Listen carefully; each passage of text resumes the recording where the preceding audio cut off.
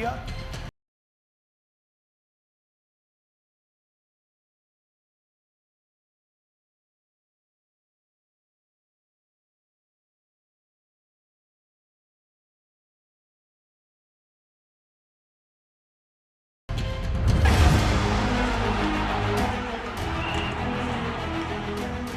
नेपाल में बीते दिनों जेनजी क्रांति हुई। जेनजी आंदोलन ने नेपाल में तख्ता पलट करवा दिया। केपी शर्मा ओली की सरकार गिर गई। अब उसी जेनजी की गूंज भारत में सुनाई दी है।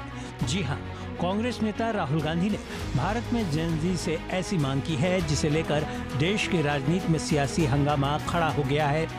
राहुल गांधी ने एक्स पर पोस्ट कर लिखा, देश के युवा, देश के छात्र, देश के जेनजी संविधान को बचाएंगे, लोकतंत्र की रक्षा करेंगे और वोट चोरी को रोकेंगे।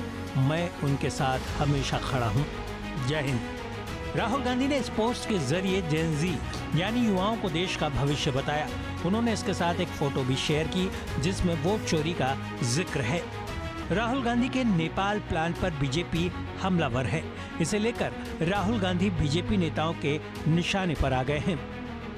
बीजेपी सांसद निशिकांत दुबे ने राहुल गांधी के पोस्ट के जवाब में लिखा कि जेनजी परिवारवाद के खिलाफ है।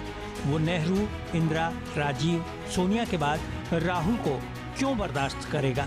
जेनजी भ्रष्टाचार के खिलाफ है, आपको क्यों नहीं भगाएगा? उन्होंने अपने पोस्ट के जरिए राहुल गांधी पर भ्रष्टाचार का आरोप लगाया। इसके साथ ही उन्होंने राहुल पर तंज कसते हुए कहा, आप देश छोड़ने की तैयारी करो, जेनजी आ रहा है। पूर्व केंद्रीय मंत्री और बीजेपी सांसद अनुराग ठाकुर ने राहुल गांधी पर पलटवार करते हुए कहा कि चुनाव दर चुनाव हार और जनता से नकार दिए जाने वाले एक नेता जिनके नेतृत्व में लगभग 90 चुनाव कांग्रेस पार्टी हारी, उनकी हताशा, निराशा दिन प्रतिदिन बढ़ती जा रही है। चुनाव दर चुनाव हार और जनता से नकार दिए जाने वाले एक नेता जिनके नेतृत्व में लगभग 90 चुनाव कांग्रेस पार्टी है, उनकी हताशा, निराशा दिन पर दिन बढ़ती जा रही है और आरोपों की राजनीति को इन्होंने अपना आभूषण बना लिया है। जब इन्हीं के लगाए गए आरोपों को ऑथेंटिकेट करने के लिए कहा जाता है तो पीठ दिखाकर भाग जाते हैं, शपथ पत्र देने के लिए कहा जाता है तो मुकर जाते हैं।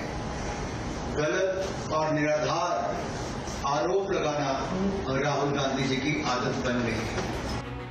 वहीं कांग्रेस के नेता राहुल गांधी के बयान का बचाव कर रहे हैं। सफाई देते हुए कह रहे हैं कि राहुल ने युवाओं से वोट चोरी नहीं होने देने की अपील की है। देखिए, निशिकांत दुबे जी वोकल डायरिया का शिकार है। उनके पार्टी के राजीव प्रताप रूडी भी इस तरफ इशारा कर चुके हैं। अरे भाई, जो भारत का युवा है जिसे जेन जी कहते हैं, वो क्यों अडानी के जमीन दलाल को बर्दाश्त करेगा?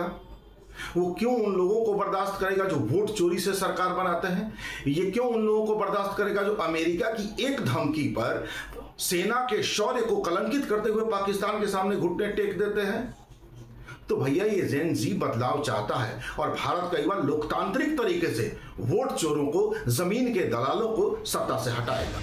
दरअसल राहुल गांधी ने जो पोस्ट किया है वो वोट चोरी के आरोपों से जुड़ा है।